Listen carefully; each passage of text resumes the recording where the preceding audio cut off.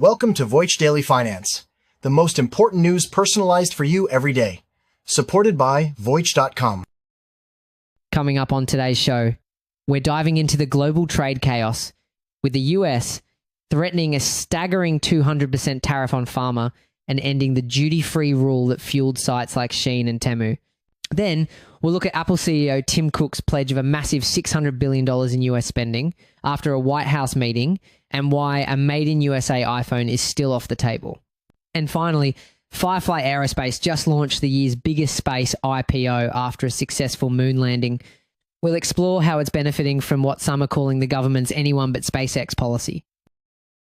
The most unexpected news in the finance world today has to be this: a threatened 200% tariff on all pharmaceutical imports. And no, that's not a typo, 200%. This is just one shot fired in a global trade policy overhaul that has thrown markets into chaos. A new baseline tariff of 10% is now being slapped on all goods imported into the US from all countries. But the situation is more complex than it appears. So the thing is, to enforce a system this complex, a massive digital infrastructure is required. We're talking about the US Customs and Border Protection's ACE system, which already processes trillions of dollars in trade. This system is now being pushed to its limits, requiring constant updates and creating a boom for private tech companies that build what's called tariff tech to help businesses navigate the chaos. But every layer of technology and compliance adds cost, which ultimately gets passed down the line. The administration has labelled 60 trade partners the worst offenders, setting the stage for a dramatic escalation. Goods from China and Russia are now facing tariffs of 60%. The rate on Indian goods is set to climb to 50%. Even allies are not immune. The EU has negotiated a 15% rate, while the UK secured a 10% tariff, the lowest so far. The stated goal? To stop America from being pillaged by what the president calls cheaters. But the fallout is hitting home. That $800 duty-free exemption that fueled online shopping from sites like Shein and Temu is ending. But that's not the whole picture. This isn't just a small rule change. It's a kill switch for an entire business model. Companies like Shein and Temu are now being forced to completely re-architect their supply chains. To survive, they're investing heavily in localized warehousing in the US, using AI, driven forecasting to predict demand, and diversifying their manufacturing to places like Turkey and Brazil. Research shows that by the end of this year, a fifth of Temu's US sales will be fulfilled from these new local warehouses.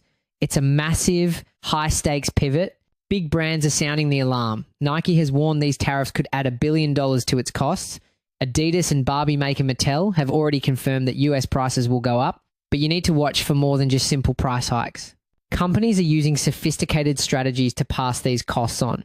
One of the most common is shrinkflation. For example, a brand might reduce the number of toilet paper sheets on a roll from 264 to 244, or shrink a soap bar from 100 grams to 90, all while keeping the sticker price the same. You're paying the same but getting less.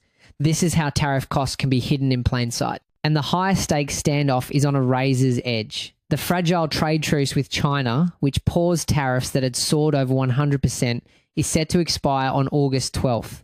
When asked about an extension, the US Treasury Secretary said any decision would be up to the president. This all leads to a critical question. What's the end game? Global financial bodies like the IMF have already downgraded their predictions for worldwide economic growth, citing these tariffs. The impact is very real. The IMF has warned that this trend of friendshoring, where companies move production only to allied nations, could shave a full 2% off global economic output, hitting developing nations the hardest. But while international organizations see risk, the administration insists its policy is working. Speaking of navigating these high-stakes policies, one tech giant just made a deal that raises a whole new set of questions. Apple has pledged a massive $600 billion in US spending after a White House meeting with former President Donald Trump. But the one thing he demanded, a made-in-USA iPhone, is still not happening.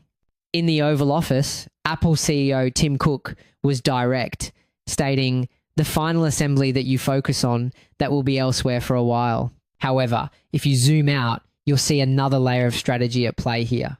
Moving final assembly isn't just about labor costs. The scale is almost unimaginable. In China, Apple's partner Foxconn runs a facility known as iPhone City. It spans 2.2 square miles, employs up to 350,000 workers, and can produce 500,000 iPhones a day. That's about 350 phones a minute. To build something like that in the US, Apple estimated it would take 9 months just to find the 8,700 qualified industrial engineers needed to get started. In China, they found them in 15 days. The sheer density of the workforce, the specialized skills, and the entire supplier ecosystem, it just isn't here on that scale. And yet, the gambit worked. Apple's stock surged, and Trump announced plans for a tariff that would double the price of chips, but with one major exception, Apple would be exempt. Now, get this. This wasn't just a simple favor. This move aligns perfectly with major US government initiatives like the CHIPS and Science Act, which provides billions in incentives to bring semiconductor manufacturing back to American soil. So, by committing to be the largest customer at a new TSMC chip plant in Arizona, Apple is essentially playing a strategic role in a much larger geopolitical game, reducing US reliance on Asian supply chains while also securing a critical exemption for itself.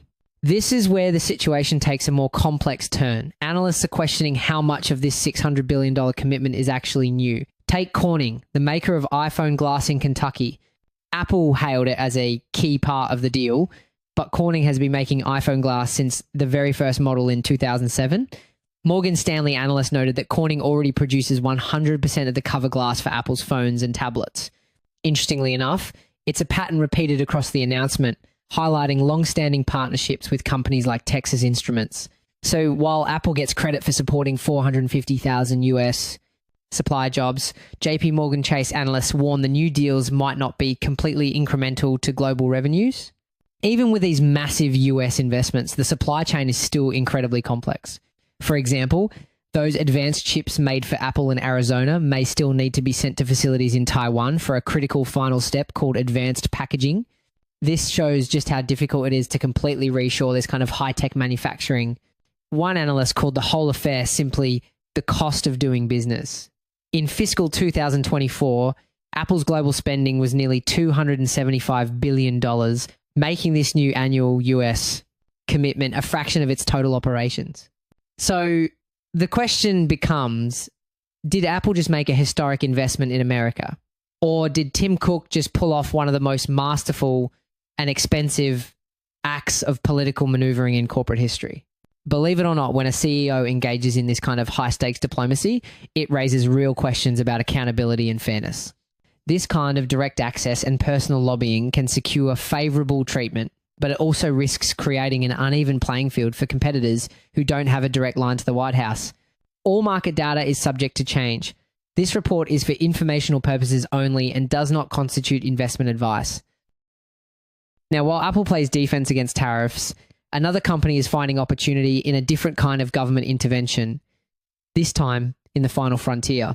A new space giant just hit the public market, and it did not come quietly.